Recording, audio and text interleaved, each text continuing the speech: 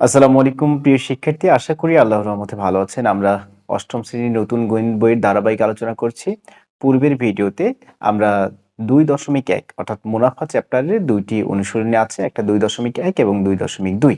আমরা ২.২ এর চক্রবৃদ্ধি মুনাফা নিয়ে ডিটেইলস কথা বলবো এবং আমরা বেসিক আলোচনা করব। এরপরে চক্রবৃদ্ধি মূলধন ও মুনাফার যে সূত্র আমাদের বইয়ে দেওয়া আছে, সূত্রটা কিভাবে প্রতিপাদন হয়ে সূত্র কিভাবে এসেছে এই বিষয়টা আমরা ডিসকাস করব। এরপরে তো সূত্র আমাদের এটা চলে আসবে। এরপর হচ্ছে উদাহরণ ১ থেকে ৫ আমরা উদাহরণগুলো সমাধান করব। অর্থাৎ এই পর্বটা খুবই একটা চমৎকার পর্ব। এই পর্ব যদি আপনি ভালোভাবে বুঝে থাকেন তাহলে অনুশীলনী ম্যাথগুলো আপনার জন্য খুবই সহজ। তো আমাদের বইয়ে যে এই বিষয়টা লেখা আছে যে ১,০০০ টাকার কোনো আমানতকারী যদি তিনি ব্যাংকে যদি আমানত রাখেন ১,০০০ টাকা, আমরা এটা দিয়ে শুরু করি। আমাদের বইয়ে যেটুকু দেওয়া আছে এটা দিয়ে আমরা শুরু করি এবং ব্যাংক যদি ওনাকে ১২% হারে সুদ দেন, সেই ক্ষেত্রে ওনার যে মুনাফাটা হবে, সেই ক্ষেত্রে ওনার মুনাফাটা হবে, আমরা জানি মুনাফার সূত্র আ ৩ টাকে গুণ করে দিতে হয়, হ্যাঁ? বার্ষিক আমরা হিসাব করব এখানে ১ বছরে আমরা হিসাব করব।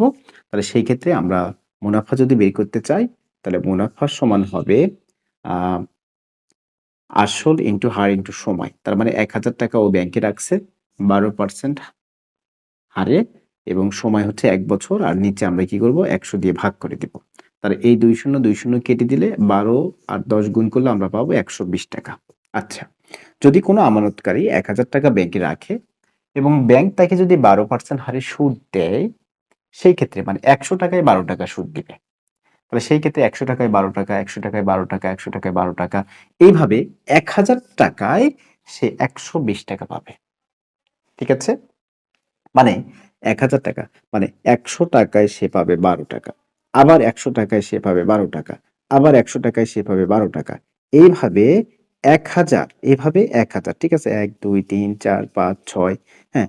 এভাবে ১০ টা হবে আরকি। তাহলে ১২ এভাবে ১০ বার পাচ্ছে। তার মানে ১০ বার যখন ৳১২ করে পাবে, সেই ক্ষেত্রে ৳১২০ পাবে। এটা নরমালিও কিন্তু আমরা হিসাব করতে পারি। কিন্তু তা না করে আমরা কি করেছি? সূত্রের সাহায্যে বের করেছি। আমরা কিন্তু এই মুনাফা বের করার সূত্র পূর্বের ক্লাসগুলোতে আমরা শিখেছি ২.১ এ। ঠিক আছে? তাহলে এখানে দাঁড়ালো যে ১ বছর পরে ব্যাংক তাকে ওই ৳১,০০০ টাকার সাথে আরো ৳১২০ যুক্ত করে দিবে। এই ৳১২০ কিন্তু আমাদের মুনাফা বা সুদ যেটাকে বলা হয়।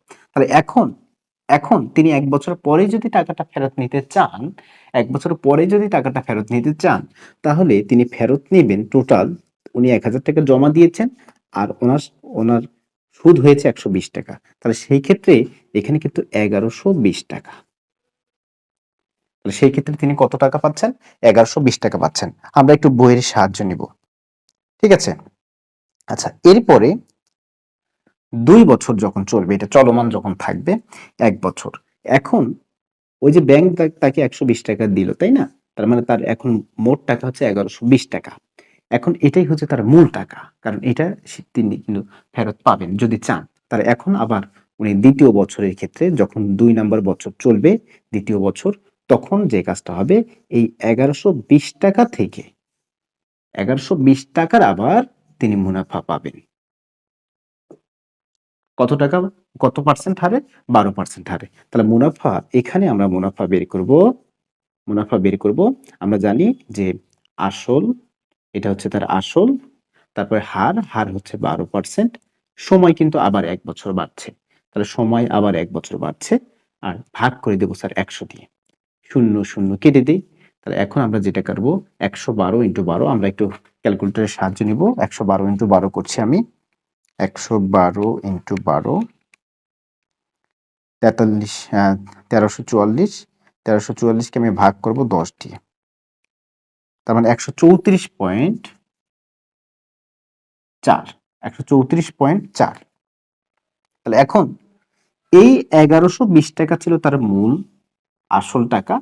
সেই আসল টাকা থেকে ২ বছর যখন চলমান, ২ বছর যখন শেষ হয়েছে, তখন তিনি এই ৳১,১২০ আবার সুদ পেয়েছেন ৳১৩৪.৪। এখন তার মূল টাকাটা কত হবে স্যার? ১১২০ যোগ হচ্ছে ১৩৪.৪। তার মানে এর সাথে যদি আমি ১১২০ যদি আমি যোগ করে দেই, ১১২০ যদি আমি যোগ করে দেই, আমি পাচ্ছি 1 2 5 4 4 এত টাকা। তাহলে 2 বছর শেষে যে ব্যক্তি 1,000 টাকা রেখেছিল সেই ব্যক্তি পাচ্ছে এই যে 1,254.4 টাকা। এখন কিন্তু এই যে বিষয়টা, এই বিষয়টা হচ্ছে মূলত এই যে চক্রবৃদ্ধি মূলধন, এটাকে আমরা বলবো চক্রবৃদ্ধি মূলধন। ঠিক আছে, এই যে প্রত্যেকবার যে টাকাটা ব্যাংক তাকে সুদ দিচ্ছে সেই টাকাটা তার মূল টাকার সাথে অ্যাড হচ্ছে। অর্থাৎ প্রথম বছর শেষে 1120 টাকা সুদ ছিল 120, আর দিয়েছিল 100 জমা, তাহলে 120 সুদ পেয়েছে, তার মানে 1120। এখন দ্বিতীয় বছর যখন চলমান, তখন 1120 টাকা থেকে তার হিসাব শুরু হবে, এটাই হচ্ছে তার মূল টাকা। তো 1120 টাকা থেকে শুরু হলে 1120 টাকার 12% হারে যখন সুদ বের হয়েছে 134.4 টাকা। এখন এই 1120 আর 134.4 এটাকে যোগ করে হচ্ছে 1254.4 টাকা। বিষয়টা ক্লিয়ার কিনা? এটা হচ্ছে তার চক্রবৃদ্ধি মূলধন স্যার, এটা হচ্ছে তার চক্রবৃদ্ধি মূলধন। আচ্ছা স্যার, তার চক্রবৃদ্ধি মুনাফাটা কিভাবে হচ্ছে? চক্রবৃদ্ধি মুনাফাটা হচ্ছে এই পুরাটা থেকে যখন আপনি কি করবেন স্যার, এই 1000কে মাইনাস করে দিবেন, তখন আপনি চক্রবৃদ্ধি মুনাফাটা পাবেন। আচ্ছা, বিষয়টা কেমন, সূত্রের মাধ্যমে কিভাবে হচ্ছে এই জায়গায়? আচ্ছা, আমি আরো ডিটেলস, একটু আপনাকে ধৈর্য ধরতে হবে, এই জায়গায় আমি আরো ডিসকাস করতে হবে, তাহলে আপনার ক্লিয়ার হয়ে যাবে। ঠিক আছে? আচ্ছা, 2 বছর শেষে কিন্তু এই চক্রবৃদ্ধি মূলধনটা কিন্তু স্যার 2 বছর শেষে। আচ্ছা, তার মানে 1254.4 থেকে যখন 1000কে এই যে আসল টাকাটাকে মাইনাস করে দিব, তখন আসলে রেজাল্টটা কত পাবো স্যার? মাইনাস করে দিব 1000 টাকা। ঠিক আছে, তার মানে 254.4 টাকা। আসলে মূলত এই যে 254.4 টাকা, তার হচ্ছে চক্রবৃদ্ধি মুনাফা। ঠিক আছে। প্রথম বছরে সে পেয়েছিল 120 টাকা, দ্বিতীয় বছরে সে পেয়েছে 134.4 টাকা। এই হচ্ছে 4, এই হচ্ছে 4, হ্যাঁ, 3 আর 2 এ 5, 1 আর 1 এ 2, এই যে 254। মানে প্রথম বছর শেষে সে পেয়েছিল 120 টাকা, দ্বিতীয় বছর শেষে সে পেয়েছিল ওই 1120 টাকা থেকে হিসেব করে বের হয়েছিল 134.4। সেই ক্ষেত্রে টোটাল যে চক্রবৃদ্ধি মুনাফাটা তার, সেটা হচ্ছে 254.4 টাকা। তার মানে এইভাবে এভাবেই তো জিনিসটা বৃদ্ধি হচ্ছে, চক্রবৃদ্ধি। তারপরে যখন 3 নাম্বার বছরে যখন চলে যাবে, তখন তার মূলধন বা মেইন টাকাটা হবে 1254.4 টাকা। এখান থেকে আবার তার সুদ বের হবে 12% হারে। তার মানে প্রত্যেকবার যে মুনাফাটা বের হচ্ছে, এই মুনাফাটা কিন্তু যোগ হচ্ছে স্যার। এই মুনাফাটা যোগ হয়ে আসল টাকা হচ্ছে, মূল টাকা হচ্ছে। ঠিক আছে, তাহলে এটাই মূলত আমাদের তার মানে প্রতি বছরান্তে ব্যাংক আমানতকারীর মূলধন বাড়তে থাকে, প্রতি বছর শেষে ব্যাংক আমানতকারীর মূলধনটা কি করতে থাকে স্যার? বাড়তে থাকে। এই কথাটি কিন্তু আমাদের বইয়ে সুন্দর করে নোট করে দেওয়া আছে এই জায়গায়, যে প্রতি বছর শেষে ব্যাংকে যে আমানত আপনি রেখেছেন, সেই আমানতটা আপনার কি করতে থাকবে স্যার? বাড়তে থাকবে। মূলধনটা আপনার কি করতে থাকবে? বাড়তে থাকবে। ঠিক আছে, আচ্ছা, এটা হচ্ছে চক্রবৃদ্ধি মূলধন। আর ফিনিশিং এ গিয়ে ওই যে মুনাফাটা বের হচ্ছে বারে বারে, এটা হচ্ছে চক্রবৃদ্ধি মুনাফা। স্যার ঠিক আছে, তাহলে এই বিষয়টা আমাদের ক্লিয়ার। আপনি এই জায়গাটা একটু পড়বেন। এখানে 3 মাস, 6 মাস বা এর চেয়ে কম সময়ের জন্য হতে পারে এই চক্রবৃদ্ধি বিষয়টা। 3 মাস, তারপর হচ্ছে 6 মাস বা এর চেয়ে কম সময়ের জন্যও হতে পারে। আচ্ছা, আর প্রতি বছর বৃদ্ধিপ্রাপ্ত মূলধনের উপর যে মুনাফা হিসাব করা হয়, একে চক্রবৃদ্ধি মুনাফা বলা হয়। প্রতি বছর বৃদ্ধিপ্রাপ্ত মূলধনের উপরে, তার মানে ওই যে বৃদ্ধিপ্রাপ্ত মূলধন 1120, তার উপরে হিসাব করলাম যেটা, এটা হচ্ছে চক্রবৃদ্ধি মুনাফা। এই কথাই আমাদের বইয়ে লেখা আছে। যাই হোক, এটা মোটামুটি ক্লিয়ার কিনা একটু আমাকে জানাবেন। এখন আমি চলে যাব এই যে সূত্র প্রতিপাদন যেটা আছে, এই সূত্র প্রতিপাদনে একটু চলে যাব। তো যাই হোক, আমাদের বেসিক শেষ, এখন আমরা এই সূত্রটা গঠন করব। চক্রবৃদ্ধি মূলধন ও মুনাফার যে সূত্র আছে, সেই সূত্রটা আমরা পাঠ্য বইয়ের পেজ নাম্বার 21 এই সূত্রটা সুন্দরভাবে দেওয়া আছে, অনেকে আমরা বুঝি না। যাই হোক, যারা বুঝি না তাদের উদ্দেশ্যে কিভাবে এই সূত্রটা আসলো, যে এটা কিন্তু জানা দরকার। হ্যাঁ, সূত্রটা কিভাবে আসছে, আপনি চক্রবৃদ্ধি মূলধনের ডিরেক্ট সূত্র লিখে আপনি মুনাফা বের করতেছেন, মূলধন বের করতেছেন, হ্যাঁ, কিন্তু বুঝতেছেন না যে কিভাবে আসছে আসলে। আমরা কিন্তু একটু ডিটেলস কিন্তু একটু আগে কথা বলছি, তাই না? কিন্তু এখন সূত্রটা আসলে ফাইনালি দেখব কিভাবে আসছে।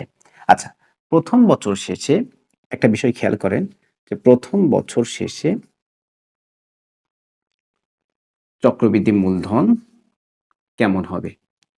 প্রথম বছর শেষে চক্রবৃদ্ধি মূলধনটা কেমন হবে একটু দেখেন।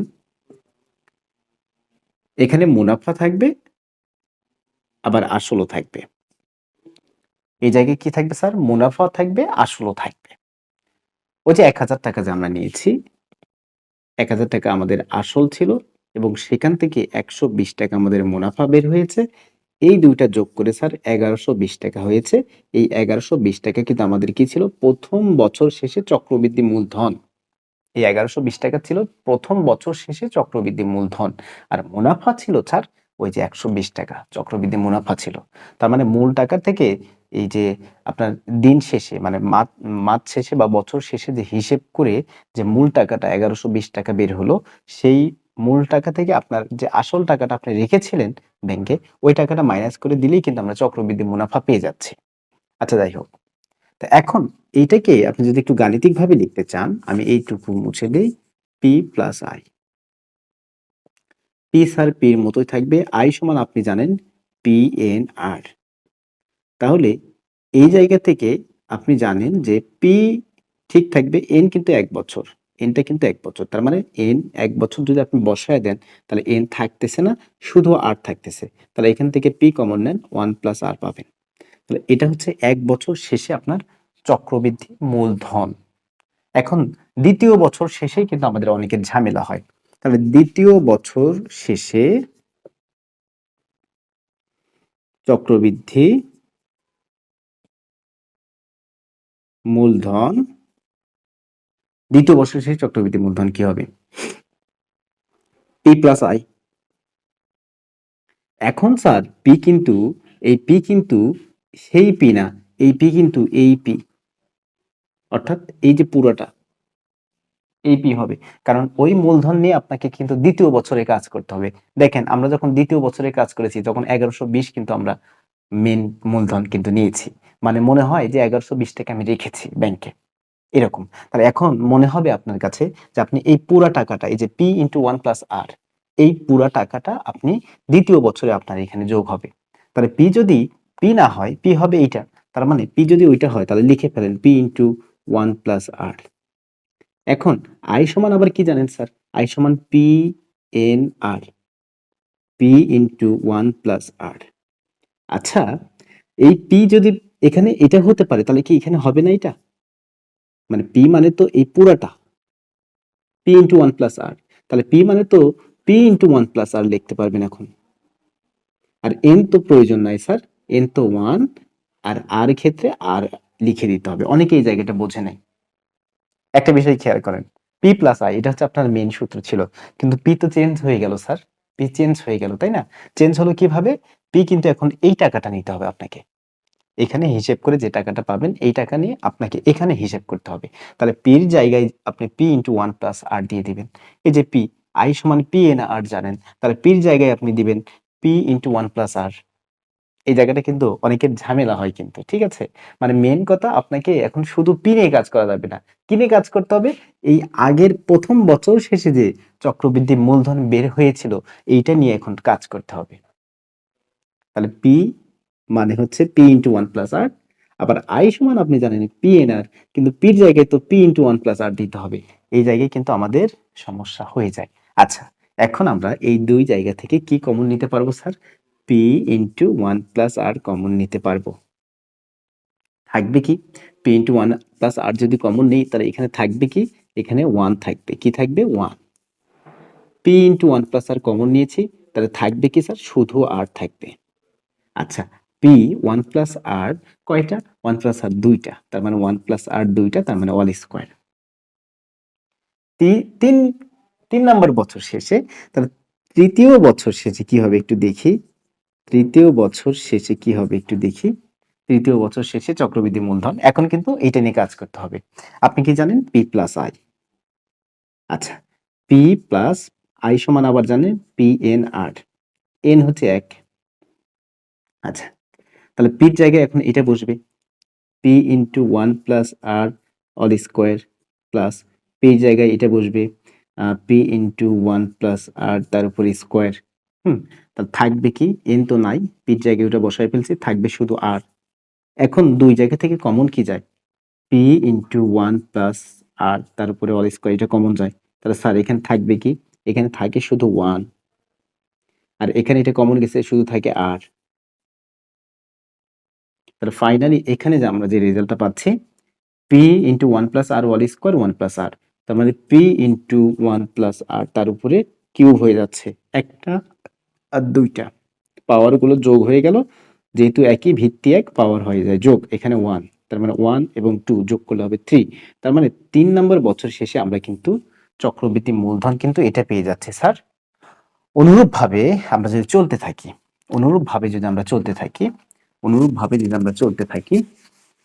তাহলে 4 নম্বর বছর শেষে আমরা চক্রবৃদ্ধি মূলধনটা পেয়ে যাব P into 1 plus R to the power 4। তারপরে যদি এটা হচ্ছে 4 নম্বর, 5 নম্বর বছর শেষে আমরা পাবো P into 1 plus R to the power 5। এভাবে আমরা চলতে থাকলে এন বছর শেষে আমরা চক্রবৃদ্ধি মূলধন পাবো, এন বছর শেষে আমরা চক্রবৃদ্ধি মূলধন পাবো P into 1 plus R to the power N. এই মূলত আমাদের এই চক্রবৃদ্ধি মূলধনকে আমরা সি দিয়ে প্রকাশ করি, তার অতএব সি সমান P into 1 plus R to the power N. এখন যদি মুনাফা বের করতে বলে, তাহলে মুনাফা হচ্ছে নর্মাল বিষয়, চক্রবৃদ্ধি মুনাফাটা হচ্ছে এই পুরাটা থেকে, অর্থাৎ সব মানে নির্যাস একদম কি, নির্যাস মানে একদম ফিনিশিং এ গিয়ে যেটা আপনি চক্রবৃদ্ধি মূলধন পাবেন, সেই মূলধন থেকে অর্থাৎ এই সি থেকে আপনাকে আপনার যে মেন আসলটা, এই আসলটাকে বাদ দিতে হবে, অর্থাৎ পি কে বিয়োগ করতে হবে। এই হচ্ছে চক্রবৃদ্ধি মুনাফা পেয়ে যাব স্যার, এই হচ্ছে আপনার চক্রবৃদ্ধি মুনাফা পেয়ে যাব সি মাইনাস পি। এখন আমরা পর্যায়ক্রমে উদাহরণ 1 থেকে শুরু করব, 5টা উদাহরণ আছে এখানে, এই 5টা উদাহরণ আমরা শেষ করব এই পর্বে, ঠিক আছে।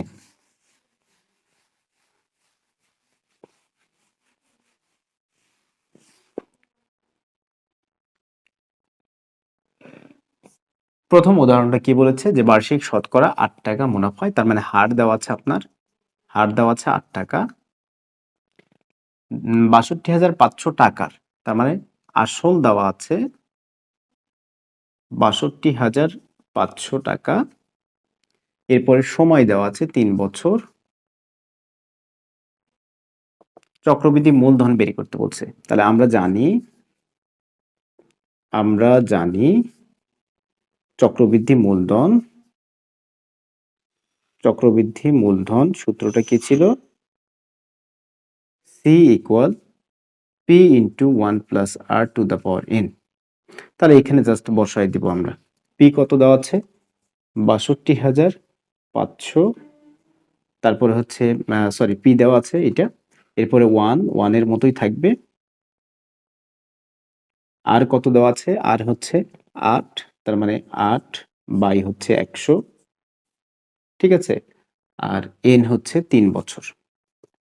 তাহলে ৬২,৫০০ ইন্টু, এখানে আমি লসাগু করব, তাহলে 100 কে 100 একবারে লসাগুটা করে দেই, আমরা অ্যাডভান্স হয়েছে অনেক, তাহলে 100 কে 100 আর যোগ হচ্ছে 8, তার মানে 108 বাই হচ্ছে 100। আপনি একটু নিজে নিজে লসাগুটা করে ফেলেন, উপরে 3। তাহলে এখন সহজভাবে আমরা কেউ চাইলে ডিরেক্টলি কেউ ক্যালকুলেটর উঠে ফেলে, এটা কেউ এভাবে ভেঙে ভেঙে লেখে 108 বাই 100, 108 বাই 100, 108 বাই 100, ভেঙে ভেঙে লিখলেও হবে, অথবা আপনি ডিরেক্টলি 108 বাই 100 কে আপনি ভাগ করবেন, ভাগ করে তার উপরে কিউব দিয়ে দিবেন, ঠিক আছে, এভাবে করলেও হবে। আচ্ছা, এখন আমরা যে কাজটা করব, এখানে এই 2 শূন্য কেটে দিচ্ছি। আচ্ছা, তার উপরের সবগুলোকে আমরা গুণ করব, 108 গুণ 108 গুণ 108, হ্যাঁ, গুণ 625, ওকে, সবগুলোকে গুণ করলে সুন্দর একটা রেজাল্ট পাচ্ছি, সেটা হচ্ছে আমি লিখে দেখাই যে 78732, এরপরে 4টা শূন্য পাচ্ছি, আর ভাগ করব স্যার কত দিয়ে, 1 দিয়ে, 1 2, আচ্ছা ভাগ করব 1 2 3 4, 1 2 3 4টা শূন্য, আচ্ছা এখানে 4টা শূন্য, এখানে 4টা শূন্য আউট, তাহলে এখানে পাচ্ছেন 78732। এটাই হচ্ছে আপনার 3 বছর শেষে এই ৬২,৫০০ টাকার চক্রবৃদ্ধি মূলধন, এবং হার হচ্ছে ৮ টাকা, সময় হচ্ছে 3 বছর। ঠিক আছে।